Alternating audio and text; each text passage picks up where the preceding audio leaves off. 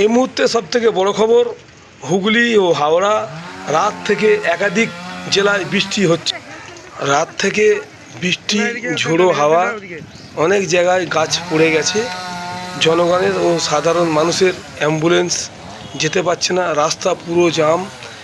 বনমালীপুর চৌমাথা যে ভাগনার পার্সের দোকান আছে, ওর দোকানের সামনে একটি বড় গাছ পড়ে, মানে ওখানে পুলিশ, ইলেকট্রিক অফিসের লোক এখন পর্যন্ত কোনো রকম কিছু ক্লিয়ার করতে পারেনি। সকাল 8টা থেকে এখন বেলা 1:30 হয়ে গেল, এখন পর্যন্ত কাজ ক্লিয়ার হয়নি। দেখতে পাচ্ছেন হাজার হাজার লোক রাস্তায় দাঁড়িয়ে গেছে। বেলা বাড়ার সঙ্গে সঙ্গে বাড়ছে ঝড়ের দাপট। সকলে সতর্ক থাকুন, সাবধান থাকুন। আপনারা ভিডিওটি শেষ পর্যন্ত দেখুন, বেশি বেশি শেয়ার করুন, আপনাদের মূল্যবান মতামত কমেন্ট বক্সে জানান।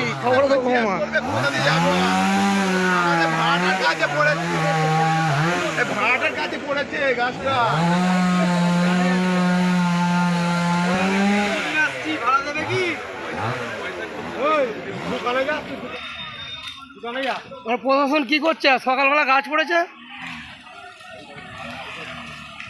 এবার পয়সা খেতে জানে। রাস্তায় দাঁড় করে গাড়ি পুলিশ পয়সা খেতে পারে। ইয়ে ভাবে কি অবস্থা, কত কি যাবো রে।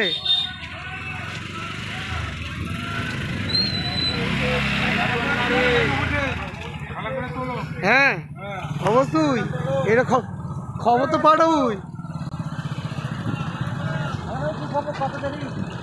হয়ে গেছে আমি খালি ভাবি সকালবেলা গাছ পড়েছে, 4 ঘন্টা হয়ে গেল, প্রশাসন কী করে?